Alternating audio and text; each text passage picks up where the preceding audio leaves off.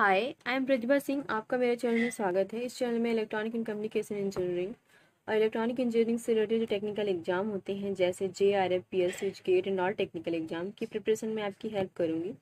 और इस चैनल में जो टेक्निकल वैकेंसी आती है उसकी इन्फॉर्मेशन भी मैं देती हूँ, तो प्लीज़ मेरे चैनल को सब्सक्राइब करिएगा। आज का टॉपिक है रेजिस्टेंस। इसका फर्स्ट पार्ट मैं करवा चुकी हूँ, ये सेकेंड पार्ट है और ये नेटवर्क का फोर्थ लेक्चर है। ओके, नेटवर्क थ्योरी का फोर्थ लेक्चर है। ओके, स्टार्ट करते हैं आज का वीडियो। पहले हम देखेंगे ओम्स लॉ क्या होता है। ओम्स लॉ जो होता है voltage current relationship of a resistor होता है। Means V equal to R into I होता है। ओके, और आप इसे ऐसे भी लिख सकते हैं, I इक्वल टू होता है V अपॉन R, और इसे आप ऐसे भी लिख सकते हैं R इक्वल टू होता है V अपॉन आई। ओके, इसे आप ऐसे भी लिख सकते हैं, इसे ऐसे भी लिख सकते हैं। ये ओम्स लॉ ध्यान अभी याद रखिएगा, आगे जो मैं अभी एक्सप्लेन करूँगी उसमें इसका यूज होगा ओम्स लॉ का। अब देखते हैं कि जो ओम्स लॉ होता है उसको हम कंडक्टेंस के जैसे भी एक्सप्लेन कर सकते हैं। मतलब Ohm's law can also be explained in terms of conductance. Means conductance को हम कैपिटल G से डिनोट करते हैं और इसकी यूनिट जो होती है वो म्यू होती है। रेजिस्टेंस की होती है ओम और कंडक्टेंस की म्यू होती है। ओके, और इसका फॉर्मूला होता है I इक्वल टू होता है यहाँ कैपिटल G इंटू V होता है। ओके, और इसकी यूनिट क्या होती है, म्यू, ऐसे लिखते हैं। और इसको बनाने का तरीका उल्टा ओम ऐसे बनाते हैं। ओके, और जहाँ यहाँ जो G होता है वो कांस्टेंट होता है, सॉरी कंडक्टेंस होता है। आई होप आपको समझ में आया होगा।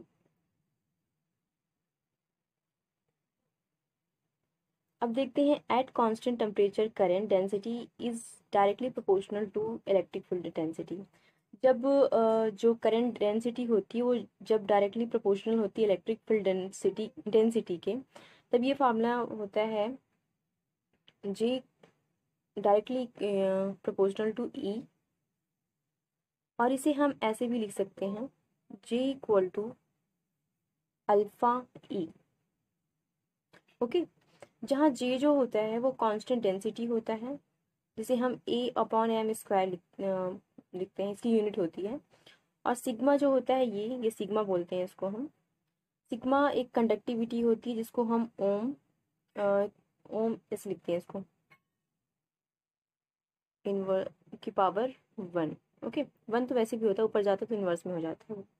ई जो होता है वो इलेक्ट्रिक फील्ड इंटेंसिटी होती है और इसकी यूनिट होती है V upon N. I hope आपको ये भी समझ में आया होगा। अब हम देखेंगे रजिस्टर के टाइप होते हैं कितने, और देन उसके टाइप कितने होते हैं। जो रजिस्टर के टाइप होते हैं, सब टाइप्स कितने होते हैं। अब देखते हैं हम रजिस्टर। ओके, इसके दो टाइप होते हैं। एक लीनियर होता है, एक नॉन लीनियर होता है। ओके, जो लीनियर होते हैं वो दो टाइप के होते हैं, एक फिक्स्ड होता है और एक वेरिएबल होता है। फिक्स्ड में मतलब होता है जिसकी वैल्यू फिक्स्ड होती है, और वेरिएबल रेजिस्टेंस उसे कहते हैं जिसकी वैल्यू जो होती है वेरी करती रहती है, वो फिक्स्ड नहीं होती है। नॉन लीनियर के तीन टाइप होते हैं। एक थर्मिस्टर होता है, मैं यहाँ पूरा लिख नहीं रही हूँ इसलिए मैं जो बोल रही हूँ उसको ध्यान से सुनिएगा। एक थर्मिस्टर होता है, दूसरा होता है फोटो रजिस्टर होता है, और जो थर्ड होता है वेरिस्टर होता है। ओके, इसका मैं थोड़ा थोड़ा बता दे रही हूँ क्या होता है ये। जो थर्मिस्टर को मैं अच्छे से पूरा डिटेल एक्सप्लेन करूँगी इसी वीडियो में। तो अभी सिर्फ मैं फोटो रजिस्टर और वेरिस्टर को एक्सप्लेन कर दूँगी कि ये होते क्या हैं। जो फोटो रजिस्टर होता है इसमें क्या होता है, जो रजिस्टर होते हैं वो इंक्रीज करते हैं टेम्परेचर के अकॉर्डिंग। ओके, मीन्स होता है in this register the register and very with light.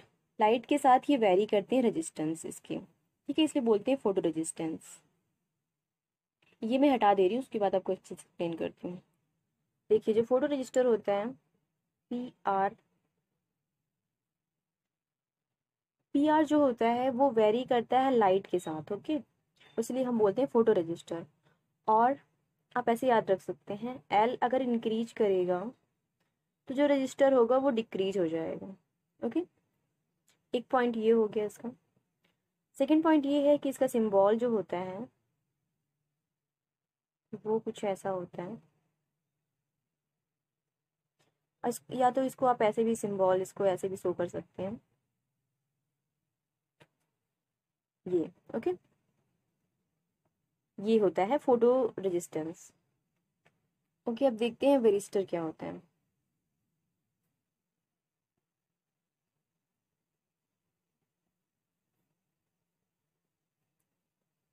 देखिए वेरिस्टर जो होता है, in this register the register very with the applied voltage. जब हम रजिस्टर में वोल्टेज अप्लाई करते हैं तो जो चेंजिंग होती है, वेरिएशन होता है रजिस्टर में, उसे हम बोलते हैं वेरिस्टर, ओके।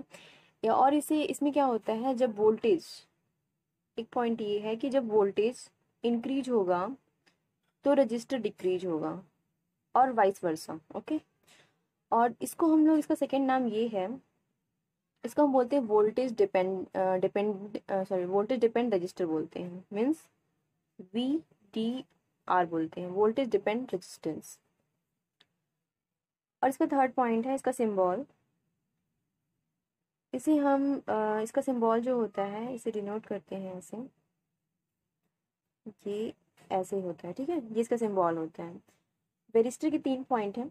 जब वोल्टेज इंक्रीज होगा तो रजिस्टर डिक्रीज करेगा, अदरवाइज वाइस वर्सा, मीन्स अगर वोल्टेज डिक्रीज होगा तो रजिस्टर इंक्रीज करेगा।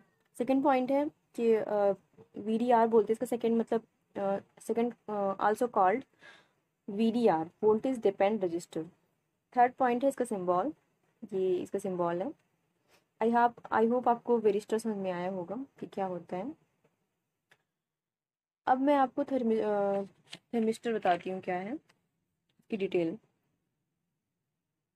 थर्मिस्टर,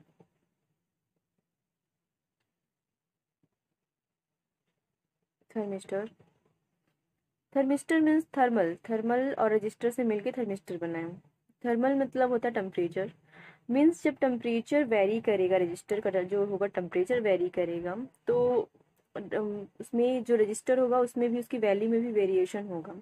मीन्स कि the register very with change in temperature. Means हो गया मतलब कि जब टेम्परेचर इंक्रीज होगा या डिक्रीज होगा तो रजिस्टर भी इंक्रीज या डिक्रीज होगा, ओके। और इसका सिंबल होता है, इसका सिंबल वेरिस्टर का उल्टा होता है, ये कुछ ऐसा होता है, ये ऐसा होता है, ठीक है, इसका सिंबल होता है ये। और इसके दो टाइप होते हैं, एक NTC होता है, एक PTC होता है। जो, देखिए, लीनियरिटी टेस्ट रजिस्टर तो ये बता दिया। लीनियरिटी हम उसे कहते हैं जो ओम्स लॉ को फॉलो करता है, और नॉन लीनियर हम उसे कहते हैं, रजिस्टर कहते हैं जो ओम्स लॉ को फॉलो नहीं करता है, ओके। टेम्परेचर इफेक्ट थर्मिस्टर के अंदर ही आता है, टेम्परेचर इफेक्ट, जो दो टाइप के होते हैं, एक पॉजिटिव टेम्परेचर कॉफिशिएंट होता है, एक नेगेटिव टेम्परेचर कॉफिशिएंट होता है। तो पहले मैं पॉजिटिव टेम्परेचर इफेक्ट कॉफिशिएंट बता देती हूँ। इसमें क्या होता है कि जो टेम्परेचर होता है, जो रजिस्टर होता है वो इंक्रीज करता है, तो टेम्परेचर भी इंक्रीज होता है। या तो आप ऐसा बोल सकते हैं कि जब टेम्परेचर इंक्रीज होता है तो रजिस्टर भी इंक्रीज होता है, ओके। ये इसका फर्स्ट पॉइंट है। सेकेंड पॉइंट इसका ये है कि इसको हम यूज करते हैं ओवर करंट कंडीशन में, ओके, ओवर करंट कंडीशन में। हैंड राइटिंग समझ में नहीं आएगी उसके लिए सॉरी।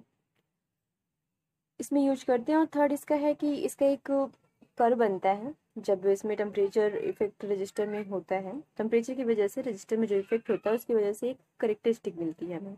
वो करेक्टरिस्टिक कैसे मिलती है,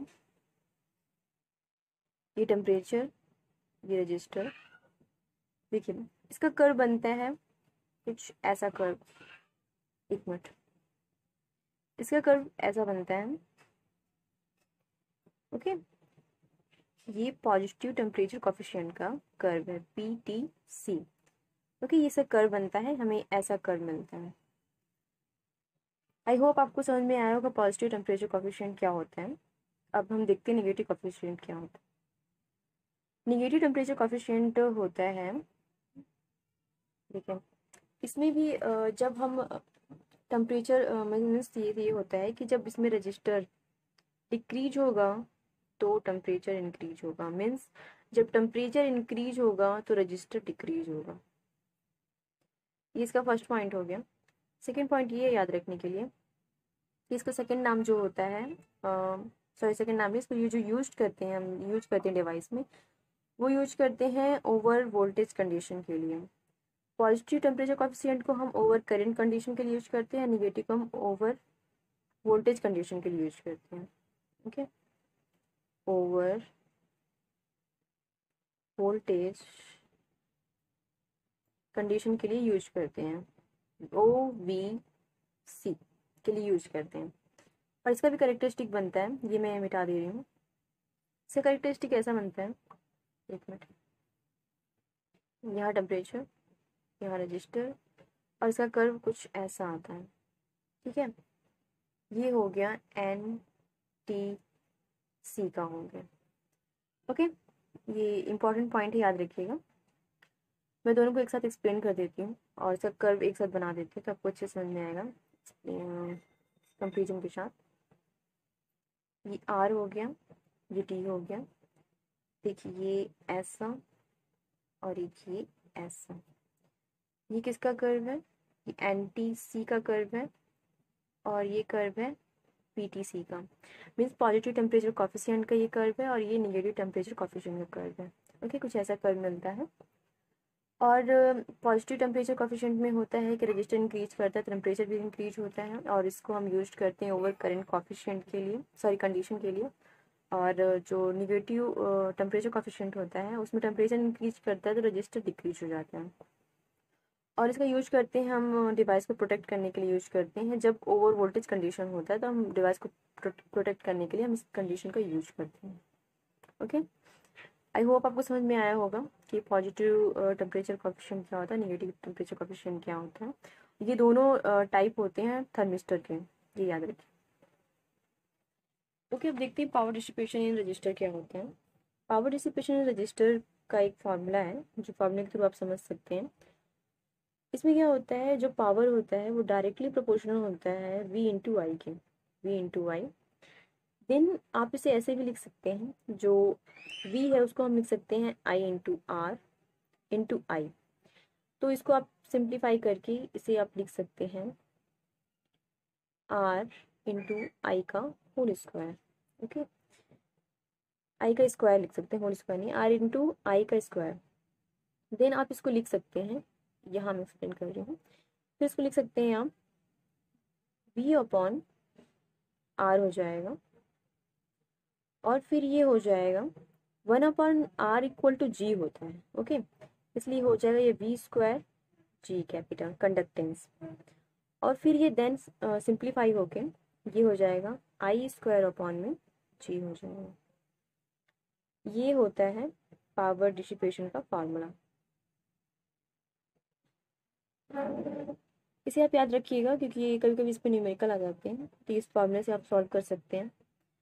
आई होप आपको रजिस्टर के कुछ इम्पोर्टेंट कंडीशन थे वो समझ में आए होंगे। अगर वीडियो में कुछ इन्फॉर्मेशन मिली होगी, अगर अच्छा लगा हो तो प्लीज़ लाइक करिएगा, प्लीज़ शेयर करिएगा, प्लीज़ मेरे चैनल को सब्सक्राइब भी करिएगा। Thank you, bye bye.